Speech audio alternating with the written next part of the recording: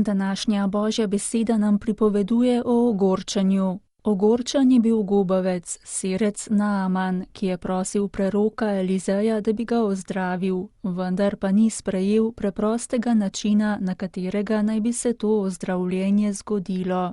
Ogorčeni pa so bili tudi prebivalci Nazareta, ko so slišali govoriti Jezusa, ki je bil njihov rojak. Papež Frančišek je izhajajoč iz te Božje besede poudaril, da zveličanje ne pride iz velikih stvari, kot sta oblast ali denar, iz klerikalnih ali političnih navez, temveč iz majhnih in preprostih stvari.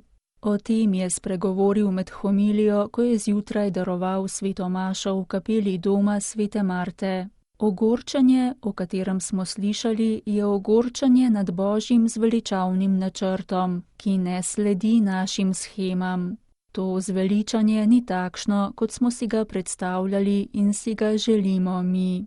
Jezus ni odobraval pismoukov, ki so zveličanje iskali v moralni kazuistiki in številnih zapovedih, ali pa saducejev z njihovimi kompromisi s posvetnimi oblastmi. Prvi so delali klerikalne naveze, drugi pa politične. Na ta način so iskali zveličanje. Toda ljudstvo jim ni verjelo. Verjelo je Jezusu, ker je govoril z oblastjo. Odkod to ogorčenje, se je vprašal papež Frančišek, ker mora v naši domišljiji zveličanje priti iz nečesa velikega, iz nečesa veličastnega. Rešijo nas lahko le mogočni, tisti, ki imajo moč, ki imajo denar, ki imajo oblast, ti nas lahko rešijo. Toda Božji načrt je drugačen. Tisti ljudje so bili ogorčeni, ker niso mogli razumeti, da zveličanje prihaja iz majhnega, iz preprostosti Božjih stvari. Kadar Jezus predlaga pot zveličanja, nikoli ne govori o velikih stvarih, temveč o majhnih.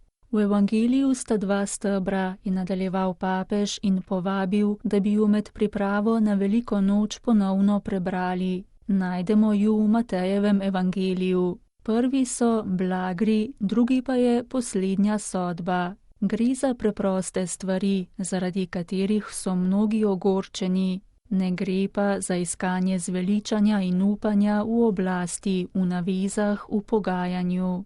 Ko bomo brali omenjena svetopisemska odlomka, pomislimo, če smo zaradi česa ogorčeni, če nam kaj odvzema mir. Kajti ogorčenje, je dodal sveti oče, je razkošje, ki si ga lahko privoščijo le nečimrne in ošabne osebe.